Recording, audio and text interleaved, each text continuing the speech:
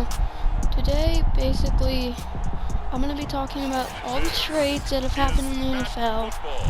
And if you're wondering why I'm in a game, it's because you can only record on my device if you're playing, so that's happening.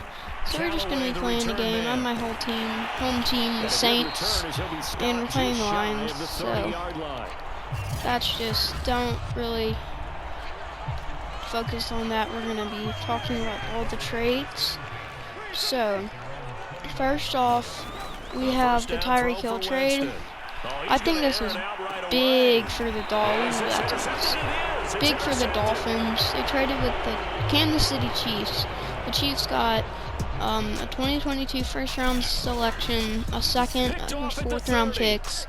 They got a 2023 fourth and sixth rounders, and he'll agree to a 4-year, $120 million extension that includes $72.2 million guaranteed. That's a lot of money, and I'm going to be playing on the line this whole game, so I don't have to focus. But later this week, we're going to be starting franchises, maybe some Ultimate Team. So, but Tyreek Hill with the Chiefs, he was good. Obviously, you probably know that if you like football. So, he had 479 receptions for 6,630 yards, 11.2 yards per catch, 45 receiving touchdowns. His longest catch was 79 yards. He had 719 rushing yards as a wide receiver, 6 rushing touchdowns, a 70-yard rush. He averaged 27.4 yards per kick return, or per punt return, and he had 1 touchdown. And in kick return, but in this situation, go ahead and give it to your back. Let him pick up a first down. Keep the sticks moving. He had 684 kick return yards, average of 27.4 yards. He had punt return yards was 1,009, and the longest in average was pretty much the same. And his longest was 26.8 yards, and he had 4 touchdowns on that. Sorry, I'm a bit juddery. It's just my first time in a while recording, but we're going to have fun. And so I think this is a really big trade for the Dolphins. It's going to help them a lot. And, I mean, Tua's needed a receiver like that. I mean, they have Jalen Waddle now. Devante Parker's gone, though. We're going to talk about that later. But, yeah, that'll help them a lot. Quick receiver. So, next up, it's the Devante Parker trade. The Dolphins traded him to the Patriots, and the Dolphins got a 5th-round pick. And the Dolphins got a 5th-round pick. No. The Dolphins got a 3rd-round pick. The Patriots got a 5th, and Devante Parker. So that's that. They got a 2023 3rd-round pick, and Parker had 338 receptions on 584 targets, 24 touchdowns, 14 yards per catch. His longest was 56 yards. Yards per game, he had 50.8, and he had 2 fumbles. And those are all career stats, so that's that. And then I think this will help the Patriots. They need a good receiver like that, because they had good receivers, but like he can be consistent for them. Julian Edelman's gone now, so that's big. They're saying he might come back and play for the Bucs with Tom Brady. Urban Myers? Never mind. Sorry. That didn't matter. I'll cut that out. But, so, yeah, this is big for them. They're going to have that receiver. And that's that. So, next up, the Patriots acquired Mack Wilson. I'm a little in the dark about him because I haven't heard of him, but he's in the NFL, so he's pretty good. He had 148 tackles total, 97 solo, 51 assists. He had 1 sack, 1 pick for 21 yards, and he was acquired in a trade for the Cleveland Browns in exchange for Chase Winovich. So he had 89 total tackles. That was 29 assists tackles, so that's 60 solos. He had 11 sacks, 1 pick. He didn't have any yards. He didn't score on that pick. So I don't really know much about those players, but they're obviously pretty good, so good for them if that's what they wanted or whatever. But next up we got Desean Watson, one of the bigger trades here. There's actually a lot of big trades, but so Desean Watson with the Texans, he had 1,748 attempts, and he had 1,186 completions. He had a completion percent of 67.8, not bad. He had 14,539 passing yards. He had 8.3 yards per completion. His longest pass was 77. He had 104 touchdowns and 36 interceptions. So, sorry, that's not very bad. I mean, that's good all around. And I didn't get his rushing yards, but he was pretty mobile. He scored quite a few rushing touchdowns. So, he was acquired in a trade with the Browns, along with a 2024 6-rounder in exchange for 3 first-round picks, 2022 through 2024, a 3rd-rounder in 2023, and 2 4th-rounders in 2022 and 2024. So the draft's already passed, so they've had some of those picks already. The Texans, obviously, they drafted Derek Stingley, and they drafted who else? I don't remember, but that's not important.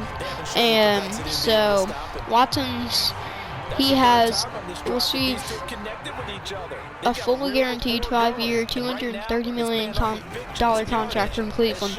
That is one of the main reasons they got him. They were saying he was either going to the Falcons or the Saints, but then they offered him a ton of money, so he didn't pass that up.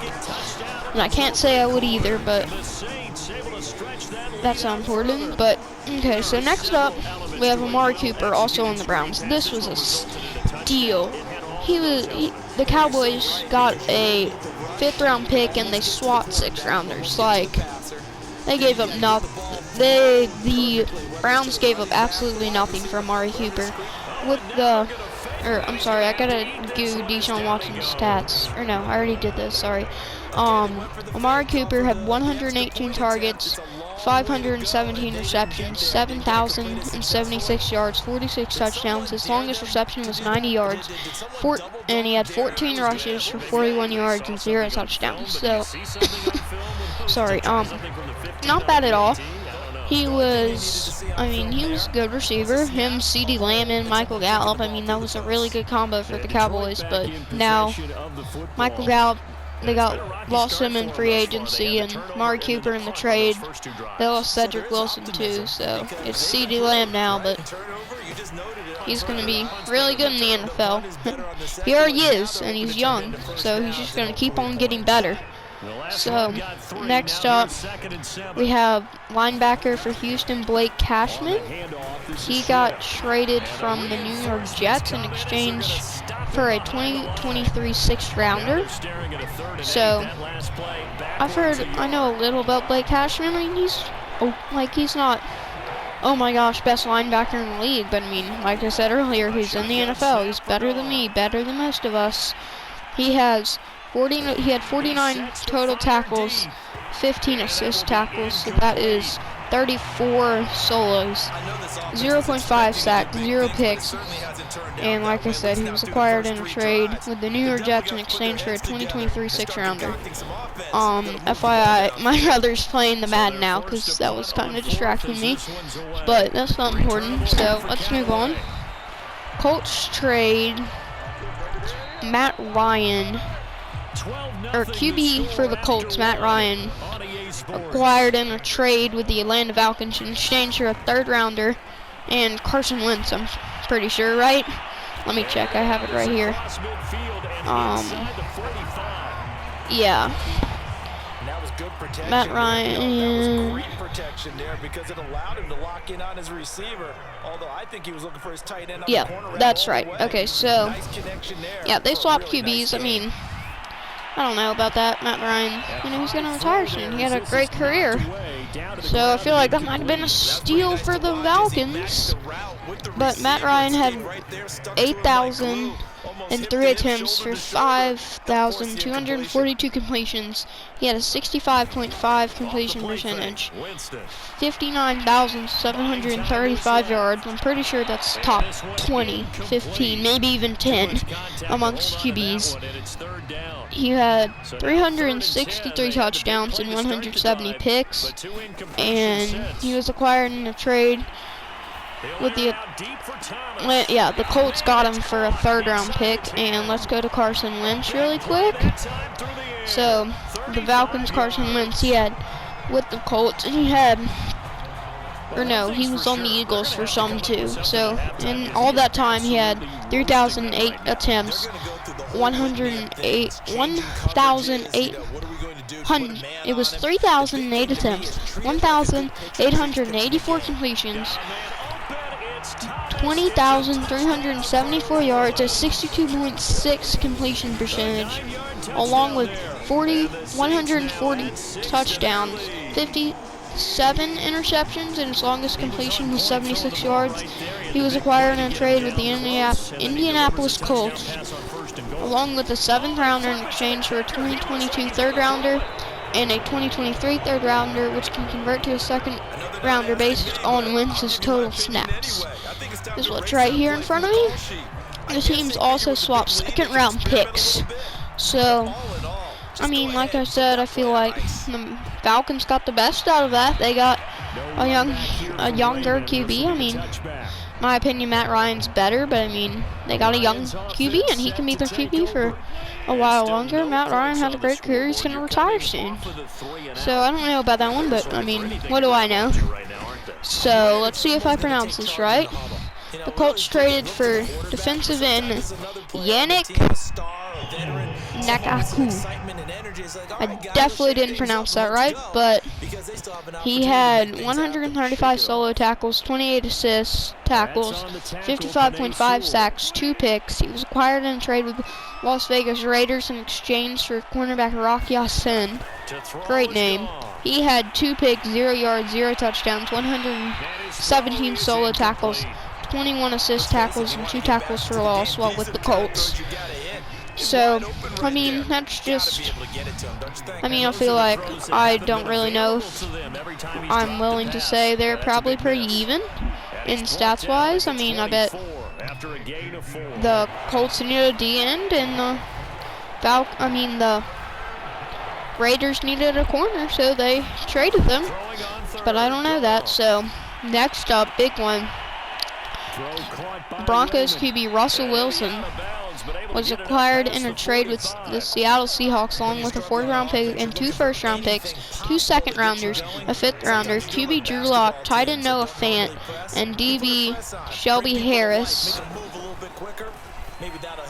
And that's it for that. So Russell Wilson with the Seahawks had 4,735 attempts. He had 3,079 completions, a 65 completion percentage, 37,059 yards, 219 touchdowns, 87 interceptions, and his longest pass was 80 yards.